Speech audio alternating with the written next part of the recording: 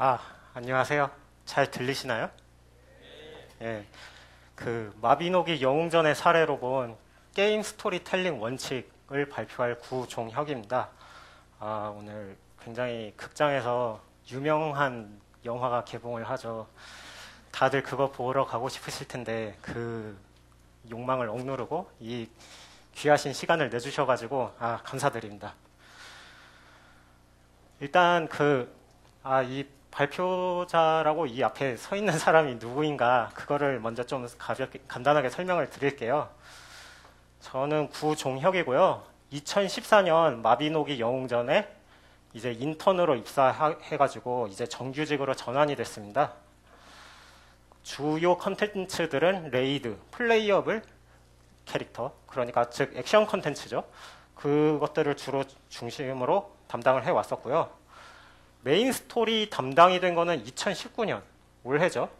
그러니까 아직 반년도 안 된 거예요. 야, 그러면은 이게 완전 스토리 관련해서는 초짜인데 이거 발표 들어도 되는 거야? 라고 많이들 생각을 하실 것 같은데, 그 전에 이제 개편이나 뭐 추가 스토리 같은 것들은 제가 작업을 많이 했었어요. 이 라이즈 업데이트라고 이때 굉장히 마영전에 많은 부분들을 고쳤었는데, 이때 제가 스토리 개편을 담당해서 좀 많은 부분들을 수정을 했어요. 이 부분들을 아마 좀 중점적으로 다루게 될 것 같고요. 근데 이런 것들보다는 제가 2010년 프리미어 오픈 때부터 입사 전까지 유저였다. 그 마영전을 원래 하던 유저였어요. 이 사실이 중요할 것 같은데, 이게 왜 중요할 것 같냐 하면은 스토리텔링에서 가장 중요한 게 뭐냐 하면은 향유자가 어떻게 받아들이는가 그 부분이거든요. 그러니까 저 같은 경우에는 원래 유저였다가 저는 뭐 복귀자 이벤트 같은 것도 혜택을 받은 적이 없어요. 맨날 했었기 때문에. 그 정도로 열심히 하던 유저였다가 이제 개발실에 들어와서 개발 프로세스가 이렇게 흘러가는구나 라는 거를 알았지만, 그렇다고 해서 제가 메인 스토리 담당은 또 아니었고, 그렇기 때문에 굉장히 좀 중간자적인 입장에서 스토리들을 좀 바라보게 됐다라고 생각을 하거든요. 그래서 그 부분들에 대해서 설명을 해드리려고 해요. 오늘 소개할 그 내용은 스토리텔링에 관한 6개의 원칙입니다. 6개의 원칙만 지키면은 게임 스토리텔링을 잘할 수 있구나. 그런 개념은 아니에요. 안타깝게도. 그런데 이게 마영전 내에서 제가 봤을 때 이거는 스토리텔링에서 좀 안 좋은 부분인 것 같은데, 개선이 필요할 것 같은 부분인데, 이런 부분들이 실제로 발견이 됐고 또 수정했다라고 생각되는 부분들을 한 6개 정도 가져온 거예요. 그러니까 프로여도 이런 부분에 관해서 실수가 있을 수 있구나 라는 측면에서 다시 한번 되새겨보자 라는 의미로 6개의 원칙을 갖고 왔고요. 오늘의 목차는 일단 마비노기 영웅전의 스토리 평가 변천사에 대해서 한번 알아보고, 스토리텔링에 관한 6개의 원칙을 한 번씩 쭉 살펴볼 거예요. 그 다음에 이제 결론으로 이어지게 됩니다. 자, 일단 마비노기 영웅전의 스토리 평가 변천사에 대해서 이야기할 건데, 마영전 해보신 분들 계신가요? 손을 한번 들어봐 주시겠어요? 굉장히 많은 분들이 마영전을 해주셨어요. 이렇게 마영전이 갓겜입니다. 뭐 농담으로 한 소리고요. 아직 많이 분발을 해야 되는 게임인데, 마영전은 스토리에 대한 평가가 굉장히 좋은 게임이었어요. 시즌 1 같은 경우에 지금 여기 화면에 나오는 스크린샷들이 저희 게임의 스크린샷들인데요. 시즌 1 후반들 전개거든요. 굉장히 이때 많은 반전을 하고 연출 면에서도 뛰어났다 이야기가 들어서 유저분들의 평가도 좋았고, 그리고 2010년에 나라에서 시나리오 부문에서도 이제 상을 받았었어요. 이 굉장히 스토리에 대한 평가가 이때 좋았던 게임이었는데, 이게 언제부턴가 조금씩 조금 이해가 안 되는데, 이런 유저분들의 이야기가 많이 들려왔어요. 이해가 안 된다. 상황이 어떻게 돌아가고 있는 거냐. 이런 이야기가 반복되니까 이상하다. 우리 게임 스토리가 뭐 그렇게 막 복잡한가? 라는 거를 이제 개발실 내에서도 계속해서 의문을 갖고서 추적을 하기 시작했어요. 도대체 왜 그럴까? 스토리가 이해가 안 되는 이유에 대해서 개발실 내에서 이제 뭐 개연성이 떨어지기 시작했나? 아니면 스토리 자체의 퀄리티가 떨어졌나? 아니면 뭐 설정 모순이 점점 늘어나가지고 이제 감당할 수 없는 수준이 된 건가? 뭐 여러 가지 생각을 해봤죠. 뭐 다 막 그럴 수도 있어요. 여기 있는 모든 것들이 그럴 수도 있는데 오늘 저희는 뭐 스토리 자체가 뭐 좋다 나쁘다 그런 이야기를 하기 위해 모인 것이 아니라 이제 이해가 안 됐었던 이유들이 스토리텔링에서 어떤 문제점이 있었는지를 생각해 보이려고 모인 거예요. 자, 일단 스토리와 스토리텔링에 대해 그 차이를 좀 구분을 짓고 넘어가야 할 것 같아요. 둘이 굉장히 혼용이 많이 되고 이를 명확하게 규정한다는 것은 사실 쉽지 않은 일이거든요. 그 일단 스토리를 먼저 말씀드리면은 스토리는 말 그대로 그냥 이야기예요. 이야기고 스토리텔링은 스토리를 이제 향유자한테 잘 전달한다는 것이라고 볼 수가 있어요. 스토리는 향유자가 상정되어 있지 않은 대목이고 스토리텔링은 향유자가 상정되어 있다. 그래서 스토리라고 할 때는 그 작자를 강조하는 뉘앙스가 있고 스토리텔링이라고 할 때는 향유자를 강조하는 뉘앙스가 존재하고 있어요. 자, 여기 두 사람이 있어요. 이 두 사람은 서로 상반된 견해를 갖고 있습니다. 스토리텔링에 대한 두 관점인데 스토리가 없으면은 어떻게 스토리텔링이 있겠냐. 즉 스토리를 강조하는 사람이 하나 있고 그리고 스토리텔링이 가능해야 스토리도 의미가 있지 라고 생각하는 사람이 있어요. 뭐 이 두 사람이 하는 말이 둘 다 틀린 말 아니에요. 오히려 둘 다 맞는 말입니다. 근데 굳이 선택을 하라면은 어느 쪽의 편을 들어주시겠어요, 여러분은? 저도 그렇습니다. 굳이 편을 들자면은 저는 그 빨간색 분의 그 손을 들어줄 것 같아요. 왜냐면은 이건 스토리텔링 발표이기 때문이 아니라 게임 내에서 이제 스토리가 차지하는 비중에 관해서 이야기를 한번 해볼게요. 왜 스토리텔링에 손을 들어줄까? 왜냐면은 게임은 스토리가 없어도 성립하기 때문이에요. 게임 스토리는 게임을 더 재밌게 만들기 위한 것이지 그 스토리 자체를 즐기기 위해 향유하는 소설이나 영화 같은 컨텐츠랑은 어느 정도 차이점이 있어요. 그러니까 게임에서 스토리는 메인 디시, 여기에 보이는 이 맛있어 보이는 스테이크가 아니라 요 위에 있는 그냥 소금이랑 후추 이런 느낌이라고 생각해 주시면 될 것 같아요. 이를테면 양념인 거죠.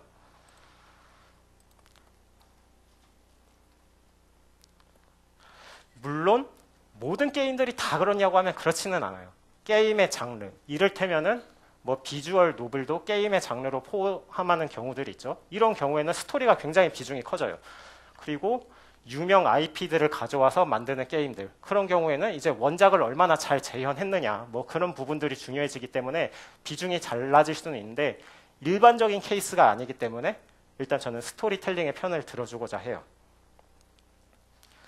그래서 제가 제1원칙으로 여러분께 말씀드리고 싶은 그 내용은 스토리텔링을 고려한 스토리를 짜자라는 것입니다. 게임의 스토리텔링은 어떤 식으로 이어질까요? 게임은 스토리 그 전달 과정에서 굉장히 여러 가지 수단을 동원을 합니다. 음악, 디자인, 애니메이션, 그리고 경우에 따라서는 게임 시스템 자체도 하나의 스토리텔링이 될 수가 있어요. 그리고 텍스트, 그리고 기타 등등 게임에 나오는 거의 모든 전달 매체들이 스토리텔링의 수단이 될 수가 있습니다. 이 말은 곧 연출 및 전달 방식이 곧 스토리텔링의 그 수단이라고 생각을 해볼 수 있고 스토리텔링과 연출법은 밀접한 연관이 존재한다. 그렇기 때문에 시나리오 담당자는 적합한 연출을 찾는 것이 굉장히 중요해요. 그러면은 적합한 스토리텔링은 도대체 뭘로 결정이 되는 건데? 그런 의문이 들겠죠. 제가 제시하고 싶은 거는 첫 번째가 게임의 장르예요. 그리고 두 번째는 개발 여건. 이것들이 합쳐져서 그 게임의 스토리텔링 수단을 결정을 하게 되고 이것이 스토리를 결정하게 된다. 제가 주장하고 싶은 부분은 이것이 핵심입니다. 장르가 스토리텔링을 결정한다? 이게 어떤 개념일까요? 액션 장르의 예시를 들어서 설명을 해볼게요. 지금 화면에 보이는 이미지는 캡콤사에서 개발한 그 롱맨 X5의 타이틀 표지예요. 이 게임은 당시에 굉장히 검증된 액션 시리즈였거든요. 근데 이 게임이 어느 시점부터 점점 텍스트가 많아지기 시작해요. 이렇게 스테이지 도중에 텍스트가 나오기 시작하면서 스토리에 대한 요소들이 점점 더 강화가 됩니다. 아, 이제 그 롱맨 시리즈가 그냥 단순히 게임 액션성만이 아니라 스토리도 챙겨가는구나. 이제 재미 요소가 하나 더 늘어났으니 이제 정말 갓게임이 되는구나. 저는 그렇게 생각을 했어요. 개발실도 아마 그렇게 생각을 하셨었겠죠. 근데 현실은 달랐어요. 오히려 재미 요소를 더했는데도 유저분들의 많은 비판을 받았어요. 이 도대체 왜 이럴까요? 재미 요소를 더 추가했는데도 말이죠.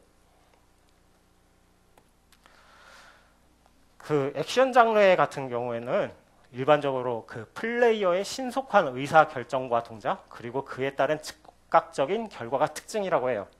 제가 이야기하는 게 아니고 다른 박사분이 이야기하신 거예요. 그래서 그 아까 전에 제가 롱맨 X5에서 그 어떤 것들이 더 증가하기 시작한다고 말씀을 드렸죠? 예, 텍스트였어요. 근데 그 여러분 그 빠른 액션 게임을 하면서 여러분은 텍스트를 읽을 시간이 넉넉하신가요? 예, 안 됩니다. 일단 적어도 저는 그렇지 않았어요. 그 인간의 멀티태스킹 능력이라는 것이 그렇게 생각만큼 막 뛰어난 것만은 아니에요. 그래서 이 개발실에서 그 스토리를 전달하기 위해서 어떻게 했는가, 텍스트가 출력이 되고 제가 조작하고 있던 캐릭터가 텍스트가 나오는 순간 멈춰버려요. 제 조작이 안 되는 거죠. 저는 신속한 의사결정과 동작을 하고 싶은데 그거를 막아버리는 거예요. 그러니까 장르의 본질을 흐려버리는 스토리가 됐기 때문에 많은 비판을 받았던 거예요. 그래서 이후에 후속작에 들어가게 되면서는 스토리 요소를 버리지는 않았지만은 중간중간에 그 캐릭터한테 표시가 떠요. 아, 여기에서 네가 스토리 스크립트를 볼 수 있다라는 표시가 뜨고 그때 버튼을 눌러야지 유저가 비로소 스토리를 볼 수 있는 선택의 요소로 맡기게 된 거죠.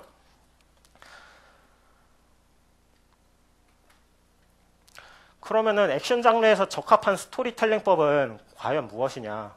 기본적으로 원래는 그 스토리를 쓸 때는 기본적으로 다 텍스트로 쓰긴 씁니다. 왜냐하면 텍스트가 제일 그 개발을 할 때 저렴한 개발 비용이 들거든요. 이것들을 뭐 실시간 음성으로 해가지고 막 싸우면서도 음성은 들을 수 있잖아요. 그런 식으로 한다던가, 아니면 적의 디자인이 아, 이 녀석은 굉장히 강해 보여, 아니면은 나랑 비슷해 보이는 게 뭔가 라이벌 캐릭터인 것 같아, 뭐 이런 식으로도 표현을 할 수 있고, 뭐 적의 패턴에서도 아, 얘가 어떤 스킬을 사용하는구나, 어떤 힘을 가지고 있나 보네, 이런 설정들을 보여줄 수 있고, 배경음악도 비장하다, 유쾌하다, 뭐 이런 것들을 스토리텔링이 가능한 수단이죠. 그리고 스테이지 자체가 어떤 식으로 짜여져 있느냐, 그런 것들도 스토리텔링의 방법이 될 수가 있어요. 그러니까 스토리가 갖고 있는 여러 정보들을 게임이 기본적으로 갖고 있던 여러 가지의 요소에 분산시켜서 스토리텔링을 유저에게 전달을 하는 거예요. 텍스트가 아니라. 근데 그렇게 되면은 게임의 개발 비용이 비싸져요. 그 개발 비용이 이렇게 점점 위쪽으로 갈수록 높아진다고 하면은 텍스트는 제일 밑 끝단에 위치하고 있어요. 그럼 다른 거는 어디쯤이냐? 다른 거는 다 저쪽에쯤에 가 있어요. 뭐 그림, 애니메이션, 뭐 모델링, 모든 것이요. 실제로는 이게 선형적인 그 상승이 아니라 텍스트를 제외한 다른 것들은 전부 다 그 넘을 수가 없는 4차원의 벽을 갖고서 개발 비용이 갑자기 비싸지는 그런 단계가 오게 되어 있어요. 결국은 이 개발 비용들을 다 감당할 수 있으면은 물론 좋죠. 하지만 저희가 시간이 무한정 있는 것도 아니고 개발 인력이 무한정으로 있는 것도 아니에요. 결국은 개발 환경이 스토리텔링을 결정한다고 말을 할 수가 있어요. 그러면은 이 전달이 불가능한 스토리는 어떻게 해야 하느냐? 그거는 폐기하거나 변경하는 수밖에 없어요. 제가 페르마를 적어놨는데, 페르마의 정리에서 보면은 내가 굉장한 그 수학 이론을 발견을 해냈지만 여백이 충분치 않아 적지 않는다라고 한 것처럼, 정말 우리 게임에서 표현할 수단이 없으면은 이거를 쓰면 안 되는 스토리인 거예요. 전달 불가능한 스토리는 변경하거나 폐기할 수밖에 없다. 굉장히 그게 잘 쓰인 것이라 하더라도 그게 게임 스토리라고 하는 한계점을 갖고 있다면은 변경하거나 버려야 할 필요성이 있다는 거죠. 자, 그래서 여태까지 되게 일반론적인 이야기를 했는데, 아니 그래서 도대체 마영전은 어떻게 했느냐, 이게 아마 궁금하실 것 같아요. 자, 한번 넘어가 볼게요. 일단 마영전의 장르부터 한번 짚고 넘어가 볼게요. 마영전은 액션 MMORPG라고 해요. 자, 아까 전에 액션에 관해서는 이야기를 했었죠. 그 액션은 굉장히 신속하게 진행되는 게 그 기본 게임의 골자이기 때문에 그 정보가 많으면 많을수록 게임의 본질을 흐릴 가능성이 커져요. 근데 반대로 RPG 같은 경우에는 그 RPG라는 게 롤플레잉 게임이라는 의미잖아요. 내가 역할극을 하려면은 그 역할극에 녹아들려면은 배경 정보들이 어느 정도 있어야 돼요. 그래서 RPG는 나는 정보가 좀 많았으면 좋겠어라고 하게 되기 때문에 이 두 장르가 서로 상충을 하게 돼요. 장르의 충돌이 발생을 하게 되는 거죠. 한마디로 이 굉장히 끔찍한 혼종이 탄생을 하는 거예요. 그러면은 마영전 내에서는 어떻게 되느냐? 혼종 장르인 마영전은 RPG 파트, 스토리를 진행하기 위한 그 마을이 있고, 그리고 액션 파트 해가지고 정말 가면은 싸움만 하는 그런 RPG 파트가 별도로 존재하게 돼 있어요. 유저는 기본적으로 요 RPG 파트에서 막 그 우리 게임의 NPC들과 이라 해서 뭐 어쩌고를 한번 갔다 와줬으면 좋겠는데 뭐 이런 의뢰를 받아요. 그러고 나서 이렇게 전투를 한번 갔다 와서 다시 마을로 복귀를 합니다. 이게 저희 게임의 기본적인 그 스토리 진행 방식이었어요. 액션과 RPG라는 장르 내에서 타협을 본 거죠. 이 두 가지를 완전히 분리를 해서. 이게 처음에는 굉장히 잘 지켜졌습니다. 그 마영전의 개발 환경에 대해서 한번 말씀을 드릴 건데 2014년이었어요. 2014년 제가 아직 유저이던 시절에 그때도 저는 이제 NDC의 강연을 이제 들으러 왔었죠. 그때 마영전의 스토리를 담당하신 분이 강연을 했었는데 거기에서 뭐 이런 이야기가 나와요. 마영전은 스토리 비중 되게 낮았다. 시스템이 그 전투랑 뭐 이런 것들이 먼저 다 갖춰지고 나서 그 이후에 스토리를 시작을 했다. 한마디로 그 스토리에 대한 투자가 굉장히 적었다는 거예요. 거의 대부분은 RPG 부분에서 그냥 텍스트로 때우는 그런 상황이었는데, 근데 그게 오히려 먹혔어요. 아까 전에도 말씀드렸지만 시즌 1에 출시가 되고서 처음부터 스토리에 대한 반응이 상당히 좋았다고 해요. 그 한정된 여건으로 인해서 그 마영전의 스토리는 굉장히 스케일이 많이 제약이 되어 있습니다. 거창하지 않고 소화할 수 있는 범위 내에서만 진행을 하려고 굉장히 노력한 흔적들이 많이 보여요. 그 필요하다면 데우스 엑스 마키나까지 동원을 했는데, 데우스 엑스 마키나라는 거는 그 기계 장치를 타고 내려오는 신이라는 그 문학 용어죠. 그러니까 그 스토리를 봉합하기 위해서 그냥 뭐 절대적인 무언가가 내려와서 스토리를 강제로 진행시켜 주는 거예요. A라는 인물과 B라는 인물이 갈등 대립을 빚고 있어요. 그런데 이 얘네들의 갈등을 처리하기에는 진행이 너무 더뎌지고 그 불필요한 내용들이 많아질 것 같은 거예요. 그러면은 A가 갑자기 예언의 서라는 걸 딱 꺼내더니 이 예언의 서에 쓰여 있다라고 하면은 그냥 B는 그러면은 너를 인정하지 하고서 그냥 넘어가 버려요. 이게 사실 개연성 면에서는 상당히 좋지 않은 선택이잖아요. 그런데 유저분들은 그걸 굉장히 자연스럽고 또 좋다라고 생각을 하면서 받아들였어요. 그래서 시즌 1 결말에 가면은 그 플레이어들이 신도 때려잡아요. 신도 때려잡으면은 주인공이 세계에서 유일무이하게 강하고 막 전 대륙을 휩쓸고 다녀야 될 것 같아요. 그런데 마영전 시즌 1에서는 꼴랑 마을 2개 내에서만 모든 스토리가 진행이 됐습니다. 이 엄청난 스케일 제약과 그 스토리텔링 방식, 이미 짜여져 있는 그 규격에 맞춰서 스토리와 스토리텔링의 결합을 이루어냈기 때문에 그 유저들의 평가가 이해도 잘 되고 그 평가도 상당히 좋아질 수밖에 없었던 것이죠. 이 그 RPG 파트와 전투 파트를 왔다 갔다 하면서 스토리를 진행을 한다. 이 룰이 처음엔 아까 전에 말씀드렸듯이 정말 잘 지켜졌습니다. 그런데 이게 어느 시점부터 깨지기 시작을 하죠. 그거는 이제 표현할 수 없는 스토리가 저희 게임에서 채택이 되면서 발생이 시작이 됐어요. 마을과 전투 구조를 벗어난 컨셉이 채택이 됩니다. 시즌 3에 가게 되면은 저희 마영전에서 대륙 끝까지의 장기 원정 컨셉트를 채용을 해요. 근데 이 장기 원정 컨셉트라는 게 우리 게임에는 맞지가 않아요.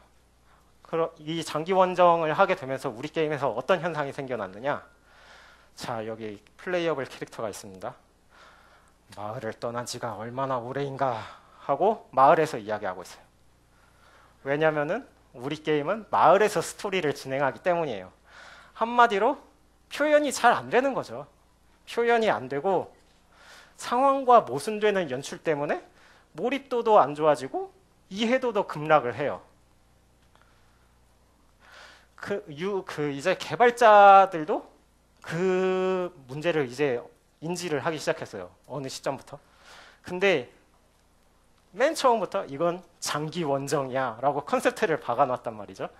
이 장기 원정이라는 컨셉트는 저희 개발실 내에서도 장기적으로 달려야 된다는 소리예요. 아, 이 반응이 좀 안 좋은데? 라고 해서 갑자기 그냥 텍스트 상에서 그리고 3년이 흘렀다. 막 이런 식으로 해서 모든 상황을 정리해버려서 진행을 할 수는 없는 거잖아요. 그래서 장기 원정이기 때문에 중도 하차도 불가능하고 원정이 계속 끝나지 않으니까 스토리에서 갖고 있는 정보들이 계속해서 누적이 되는 거예요. 그래서 그 결과가 이 시즌 3에서의 갈등 구조도인데 이게 시즌 3의 후반 부분도 아니고 딱 한 중반 정도의 상황이에요. 굉장히 이제 보시면은 많은 등장인물이 등장을 하고 그 플레이어가 중앙에 있기는 한데 플레이어를 거치지도 않고서 막 NPC들끼리 상호작용을 하면서 서로 저마다 갈등을 빚고 있어요. 이게 굉장히 동시다발적으로 발생을 합니다.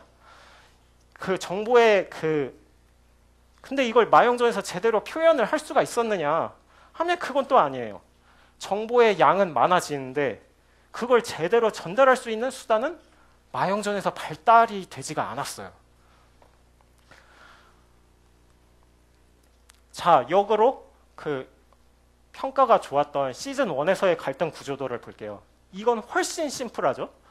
그 세력도 몇 개 존재하지도 않고 플레이어를 중심으로 해서 아군 세력과 적군 세력이 굉장히 명확하게 나뉘어져 있어요. 물론 플레이어를 거치지 않고서 자기들끼리 상호작용을 하는 그런 요소들이 있기는 하는데 이 정보 양이 굉장히 많지는 않았었기 때문에 화면을 그냥 검게 하고서 다른 곳에서 이야기하는 걸 들려준다 이런 식으로 해결을 할 수가 있었어요. 여러분, 갑자기 좀 생뚱맞은 이야기 같기는 한데 마영전을 소설에 비유하면 어떤 거일 것 같으세요? 뭐 판타지 소설입니다. 판타지 소설이죠. 근데 뭐 그걸 이야기하려는 거는 아니고 저는 1인칭 소설이다. 그렇게 이야기를 하고 싶어요. 저희 마영전을 보면은 마을에서 스토리를 진행할 때 직접 NPC 사이를 오가면서 대화를 해요. 즉 직접 찾아가지 않으면은 보고 들을 수가 없어요. 그리고 저희 게임의 캐릭터 같은 경우에는 직접 대화도 하지 않아요. 그러니까 이게 뭔 말이냐면은 캐릭터가 대사를 하지를 않아요. 가끔 뭐 괄호를 치고서 캐릭터의 심리 묘사 이런 것들을 하기는 하는데 이 캐릭터성을 굉장히 메인스트림 내에서는 희박하게 해놓고 있거든요. 이 말은 뭐냐면은 저의 캐릭터가 객관화된 캐릭터가 아니라 내가 게임 속에 들어가서 스토리를 진행한다. 그런 현장감을 굉장히 중요시하는 부분인 거거든요. 이런 부분들이 합쳐져서 마영전의 스토리가 소설이라고 하면 1인칭 그렇게 표현을 할 수가 있을 것 같아요. 스토리 화면을 진행할 때도 보면은 암묵적으로 1인칭의 감각을 주고 있거든요. 여기 화면에서 보면은 플레이하고 있는 유저분의 캐릭터가 보이지가 않아요. 그냥 건물 안에서 1인칭으로 시야가 보이고 다른 캐릭터들의 포트레이트가 보이는 이런 방식도 암묵적으로 1인칭의 그 감각을 주고 있거든요. 자, 그러면은 다시 아까 전에 이야기로 돌아가 봅시다. 그 마영전 시즌 3에 아까 전에 보셨던 갈등 구조도는 대하 소설에 어울려요. 그 대하 소설이라고 하면은 어떤 건지 여러분도 다 아시죠. 그 삼국지, 왕좌의 게임, 그 다양한 등장인물이 등장해서 복잡한 갈등 구조를 가진 대하 소설들이 이런 것들은 어떤 인칭으로 쓰여져 있나요? 예, 뭐 다인칭으로 쓰여 있는 경우도 있지만 거의 대부분 3인칭, 그것도 전지적 작가 시점이에요. 그래야지만 다양한 인물들 사이에 오가는 일들을 제대로 비춰줄 수 있고 그들의 갈등도 제대로 조명을 해줄 수가 있거든요. 근데 마영전의 경우에는 1인칭으로 그 서술을 하고 있으니까 이런 갈등 구조들이 제대로 설명이 될 수가 없는 거예요. 그 아까 전에 계속해서 그 정보에 관해서 이야기를 드렸는데 그 정보량이 누적이 되면 될수록 게임은 묘사가 어려워져요. 개발자들도 자신들이 묘사하기가 힘들어집니다. 그에 반해서 이제 게임을 즐기는 분들은 이해하기가 어려워져요. 그리고 이것들은 서로 그 정보량이 많다는 것은 서로 얽혀있는 요소들도 굉장히 많다라는 의미가 되거든요. 그래서 이제 차후의 전개 면에서도 굉장히 제약이 심해지고 나아가서는 저희 게임 같이 라이브를 하는 게임 같은 경우에는 유지, 보수, 개편 이런 것들을 필연적으로 할 수밖에 없어요. 계속 어느 시점이 되면은 개편을 해야 되는데 너무 얽혀있는 것들이 많다 보니까 일부분만 하는 게 아니라 전체를 들어옵지 않으면은 이 변경을 할 수가 없어지는 그런 상황에 도달하게 됩니다. 만일 그 마영전이 MMORPG가 아니라 MMORPG였다면은 그 마영전 시즌 3의 그 정보량들을 감당을 할 수가 있었을 거예요. 그 MMORPG와 MMORPG는 비슷해 보이면서도 사실 상당히 다르죠. MMORPG는 구현된 세계가 넓어요. 그리고 MMORPG는 좁아요. 전투 공간과 스토리 공간 간의 경계 명확성도 MMORPG에서는 희미하지만 MMORPG는 명확하죠. 뭐 이런 요소들을 통해서 그 MMORPG는 MMORPG에 비해 상대적으로 많은 정보량을 수용을 할 수 있어요. 그렇기 때문에 똑같은 스토리였어도 마영전이 MMORPG였다면 정보 허용량이 커지고 시즌3도 좀 더 유저분들에게 이해가 잘 되고 좀 더 좋은 평가를 받을 수 있었을 것 같아요. 결국은 장르에 대한 고려가 부족했다. 그렇게 말씀을 드릴 수 있을 것 같아요. 그러면은 그 게임의 정보량을 스토리에서 이제 어떻게 그 통제를 할 수 있을 것인가, 뭐 그거를 좀 알아보고 넘어가도록 하겠습니다. 자, 정보량을 늘리는 행위들은 어떤 것들이 있을까요? 뭐 간단합니다. 등장인물이 늘어나고 등장인물 간의 관계가 다변화가 되고, 그리고 동시다발적으로 여기서 무슨 사건 터지고 저기서 어떤 사건 터지고 그런 식으로 하면 돼요. 상황이 그리고 마무리 짓지 않고 유저가 머릿속에 킵해놨다가 다음에 이것도 연결될 때니까 기억해놔. 그런 식으로 하면 됩니다. 그럼 반대로 정보량을 줄이려면은 딱 그 반대로만 하면 되겠죠. 인물을 줄이고 인물들은 뭐 연합 등을 통해서 관계가 통합이 되고, 그리고 한 번에 한 가지의 상황만 진행을 하고 해당 상황을 마무리 짓고 이제 다음 이야기로 넘어가게, 그런 식으로 하면 됩니다. 이걸 통해서 이제 장르에 맞는 그 게임 장르에 맞는 정보량을 항상 그 컨트롤할 필요가 있다는 것을 여러분께 말씀드리고 싶습니다. 그리고 장기 원정이 그러면은 장르에는 안 맞았다고 하는데, 그럼 개발 환경에 대한 유연성은 뛰어났느냐? 그것도 아니었어요. 개발 환경은 상황에 따라 시시각각 달라지거든요. 그런데 장기 원정은 아까 전에도 말씀드렸듯이 말 그대로 개발 기간도 기니까 그에 대한 대응이 안 되는 거예요. 스토리의 유연성이 떨어지고 추후에도 변경이 어려워요.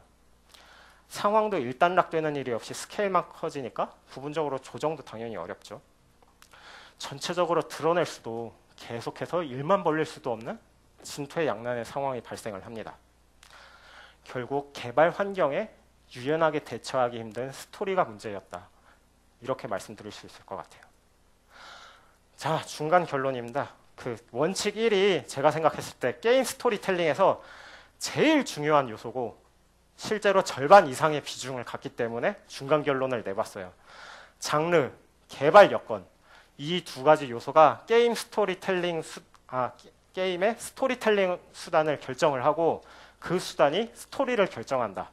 그래서 우리는 늘 스토리텔링 수단을 생각을 하면서 스토리를 짤 수 있어야 된다. 이게 제1원칙으로 다시 한번 말씀드리겠습니다. 정말 뻔한 말이지만 생각보다 이거를 간과하기가 굉장히 쉬워요. 스토리를 짜다 보면은 이거 정말 재밌는 것 같은데 어떻게 살릴 방법이 없을까 하다가 내가 만들고 있던 게임이 어떤 것인가 그걸 잊어버리는 일이 굉장히 많거든요.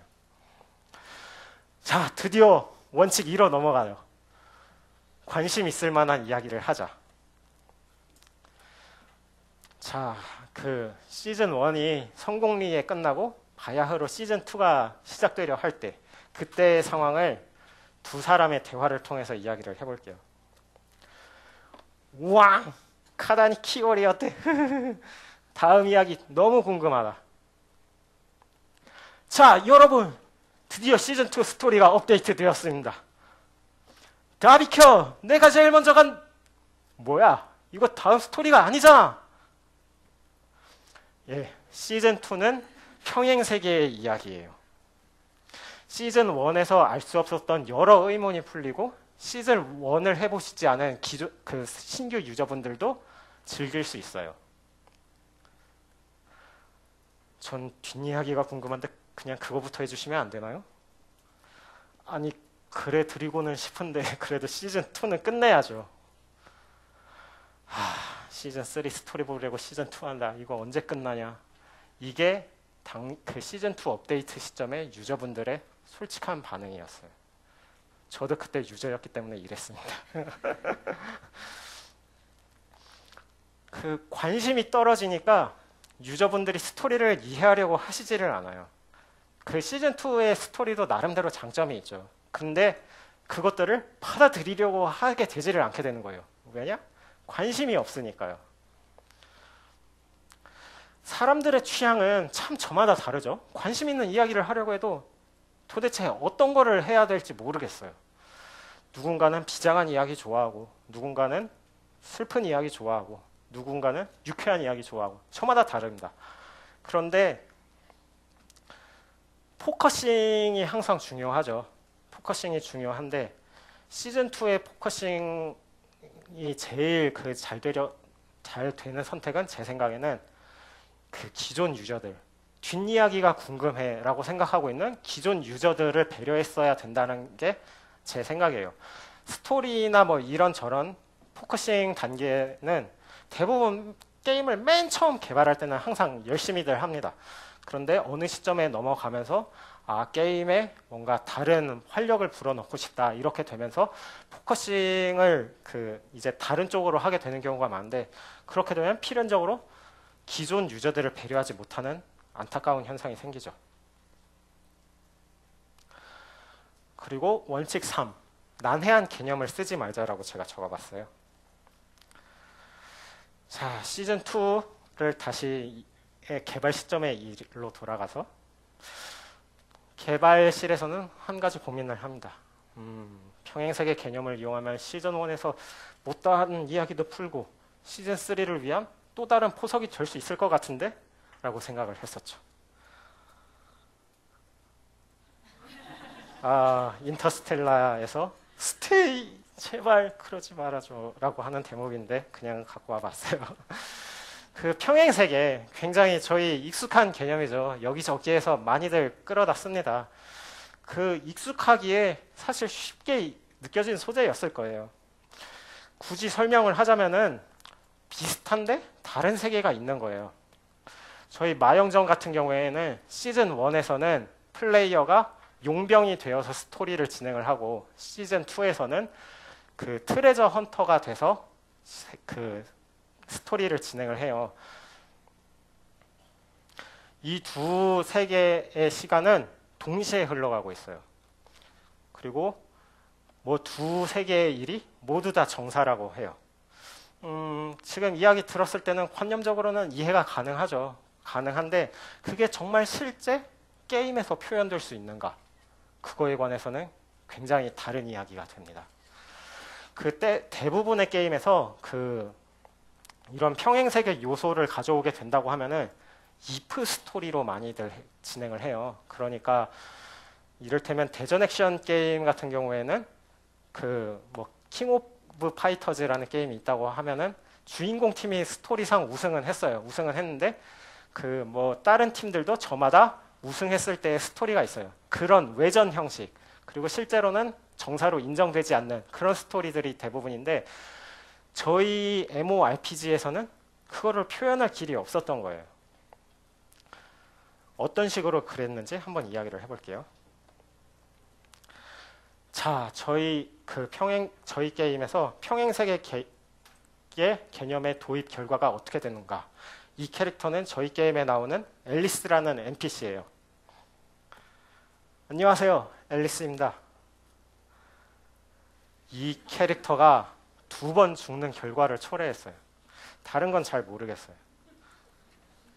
시즌 1에서 한 번 죽고 시즌 2에서 또 한 번 죽었어요. 뭐지?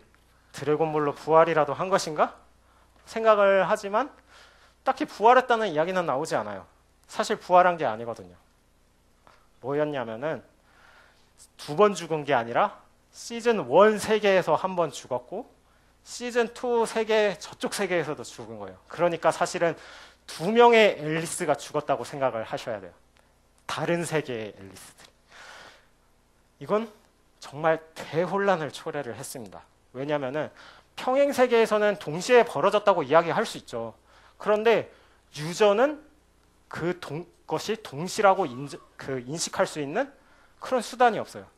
왜냐하면 유저들은 시즌 1과 2를 동시에 진행하는 게 아니라 시즌 1을 먼저 진행을 하든 시즌 2를 먼저 진행을 하든 그걸 동시에 경험을 할 수가 없기 때문에 큰 혼란이 빚어진 거예요. 그래서 이 요소 같은 경우는 제가 앞서 말씀드렸던 라이즈 업데이트에서는 좀 최대한 알기 쉽게 개념을 바꾸자라고 해서 평행세계에서 이제 시간 역행으로 변경을 했어요. 그렇게 해도 앨리스가 2번 죽는 거는 어쩔 수가 없어요. 저를 저주해도 어쩔 수가 없어요, 앨리스가. 그래도 유저의 시간과 게임 내 시간은 일치를 하는데 성공시켰다. 앨리스가 적어도 부활하는 거에 대한 당위성은 설명이 됐었다. 그렇게 말씀을 드릴 수 있을 것 같아요. 훨씬 이해하기는 쉬워진 전개. 버린 부분들도 있게 되지만 결과적으로 유저분들에게 어떻게 받아들여질 수 있는가, 그거를 최우선적으로 한 선택이라고 이해해 주시면 좋을 것 같아요. 뭔가 현실 세계에 다른 평행 세계가 있다면은 이제 시즌 2를 이제 평행 세계 개념을 채택하지 않은 그런 현실의 평행 세계가 있으면 좋겠습니다. 자, 원칙 4로 넘어갈게요. 아는 이야기를 또 하지 말자. 시즌 1 앨리스의 죽음. 자, 앨리스가 또 나왔습니다. 오늘 아주 열의를 해주고 있어요. 이 앨리스가 시즌 1에서 죽을 때 이 장면은 컷신으로 묘사가 돼요. 이때 굉장히 유저분들에게 강렬한 임팩트를 남겼었는데 이 앨리스라는 캐릭터가 이 거대한 고블린 몬스터한테 잡혀가지고 막 벽에 처박히고 막 하면서 굉장히 무섭고도 끔찍한 연출을 동원을 해가지고 이 앨리스의 죽음이 유저분들에게 충격으로 다가가게 연출이 됐어요. 근데 시즌 2에서는 어떻게 됐느냐? 앨리스의 죽음을 대사로 전달받아요. 어떻게? 앨리스가 죽었대. 앨리스가 죽어서 마법을 만질 기분이 아니라고 했다고요? 자기만 그런 줄 아나. 그건 앨리스한테 줬었는데. 이런 식으로 대사를 하는데 대사뿐이니까 시즌 1의 컷신을 도저히 따라갈 임팩트가 없는 거예요. 근데 유저들은 이미 앨리스가 죽는 거 다 알고 있었는데 그걸 또 봐야 돼요. 그러면은 당연히 재밌지도 않고 스트레스만 받게 되는 거죠. 강제로 보긴 봐야 되니까. 유저로서는 이제 마이너한 연출에 새로움이 없어지는 거예요. 그래서 그 라이즈 업데이트에서는 그걸 또 변경을 하려고 했었어요. 그 플레이어가 아까 전에 그 시간 역행을 한다고 말씀을 드렸잖아요. 그래서 모든 어떤 일들이 이루어질지 결과를 이미 알고 있는 거예요. 어떻게든 결과를 바꿔 보려고 하지만 운명이기 때문에 그것들은 바꾸는 게 불가능한 상황이고, 유저가 슬픔을 느끼게 하는 게 아니라 운명을 바꿀 수 없는 무력감으로 감정의 방향 자체를 전환을 시켜버린 거예요. 이거는 이미 만들어져 있는 시퀀스의 반복은 막을 수가 없었어요. 그래도 유저가 그 장면에서 느낄 감정은 적어도 바꿀 수가 있었다. 그렇게 말씀을 드릴 수 있을 것 같아요. 결국 원칙 4에서 이야기 드릴 수 있는 거는 두 가지예요. 전달 매체의 임팩트가 더 발전하지 않으면은 같은 이야기를 하지 말자. 그리고 정 그럴 수 없다면은 유저가 느낄 감정을 다르게 접근해 보자. 그게 말씀드리고 싶은 두 가지이고요. 원칙 5로 넘어갈게요. 순서를 의도하에 배치하자. 굉장히 사실 기본적인 이야기예요. 시즌 2랑 3에서 유독 이야기가 산만하게 펼쳐지는 전개들이 많았어요. 이 실제 있었던 장면인데, 기사단에서 지상세계로 나아가는 길을 뚫어라 라고 유저에게 의뢰를 합니다. 그러면은 이제 전투를 다녀왔어요. 지상세계로 나가는 길을 뚫었는데, 보고는 마을 잡화점에 있는 그 어린 친구한테 갑자기 가서 하는 거예요. 유저들은 전투를 막 다녀와서 이 일 누가 나한테 시켰더라? 그게 갑자기 이제 기억이 안 나는 거예요. 뭐 유저분들만 당황하는 게 아니라 기사단 쪽에서도 왜 쟤한테 보고하지 하고 당황했을 것 같아요. 이런 거를 문학계에서는